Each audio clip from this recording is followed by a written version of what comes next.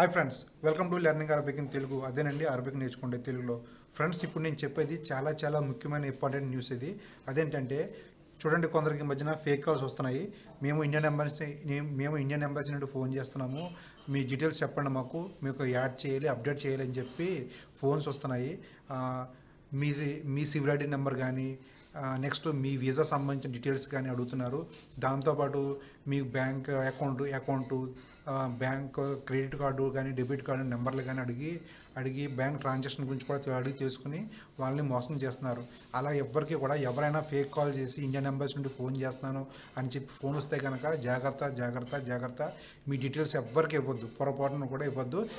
Indian ఎంబసీకి అలా phone చేసే అవసరం లేదు, వాళ్ళు ఫోన్ కూడా చేయరు. మీకు ఏదైనా ప్రాబ్లం వచ్చి ఇండియన్ ఎంబసీకి వెళ్తే వాళ్ళు మీ ప్రాబ్లం మీద యాక్షన్ తీసుకుంటారు తప్పితే వాళ్ళకి ఫోన్ చేసే అవసరం లేదు అని అప్డేట్ చేశారు. సో జాగ్రత్తగా ఉండండి. ఎవరైనా ఇండియన్ ఎంబసీ నుండి ఫోన్ చేసి మీ డీటెయిల్స్ అడిగితే పొరపాటును కూడా ఎవరికి ఇవ్వద్దు. నెక్స్ట్ ఎవరైనా పరిచయం అయ్యి మీకు నేను ఇండియన్ ఎంబసీలో పనిచేస్తున్నాను, మీ డీటెయిల్స్ నాకు ఇవ్వండి అని అడిగినా కూడా పొరపాటును కూడా ఎవరికి ఇవ్వద్దు.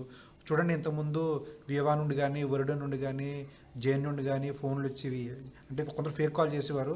మీ నెంబర్కి లాటరీ తగిలింది, మీ సిమ్ ఉన్న నెంబర్ చెప్పండి అని చెప్పి, మీ బ్యాంక్ డీటెయిల్స్ చెప్పండి అని చెప్పి అడిగి వాళ్ళ అకౌంట్లో డబ్బులు కాసేసేవారు. ఇది చాలామందికి జరిగింది కూడా. కువైట్లో చాలామంది మోసపోయారు విధంగా.